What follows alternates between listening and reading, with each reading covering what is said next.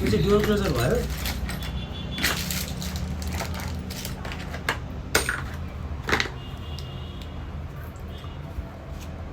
यो चाहिँ तपाईँको ढोका अनुसार लुज र टाइट गर्न मिल्छ। तपाईँको अल्मुनियमको ढोका छ भने यसलाई लुज गर्नु पऱ्यो होइन, काठको ढोका हो भने टाइट गर्नु पऱ्यो। अब तपाईँलाई कस्तो टाइटनेस चाहिन्छ त्यही अनुसारको चाहिँ यहाँबाट लुज र टाइट गर्न मिल्छ है। अब त्यो कसरी गर्ने म तपाईँलाई देखाइदिन्छु। यो यसरी थोरै थोरै यसको यो टाइटनेसमा यसरी अलिकति घुमाउने।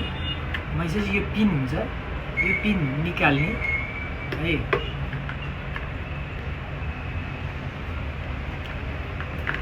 पिन निकालेर छोडिदिइसकेपछि पनि बिग्रिँदैन। यसरी निकालेर छोड्यो भने बिग्रिँदैन है त। अब यसलाई अब हामीले यो निकालिसकेपछि यो लुज छ अब होइन। अब यसलाई कतिको टाइट गर्ने त भन्दाखेरि यसको यहाँ प्रत्येक गोलोमा एउटा होल छ।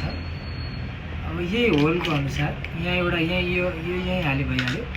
अब हामीलाई हेर्ने अब कतिको टाइट चाहिन्छ है त। त्यही अनुसार अब हामीले यसरी यहाँ घुमाउने है।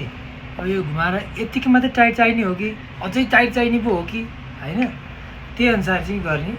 अनि अब हामीले हामीलाई त थोरै मात्रै टाइट चाहिएको छ नि त होइन, थोरै मात्रै फनक्क घुमाएर यो हामीले यहाँ हालिदिने।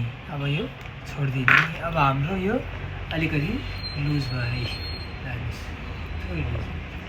अब अझै टाइट गर्नु पऱ्यो भने यो निकाल्ने, यसलाई अझै घुमाउने अनि त्यहाँ हालिदिने, काम खलास।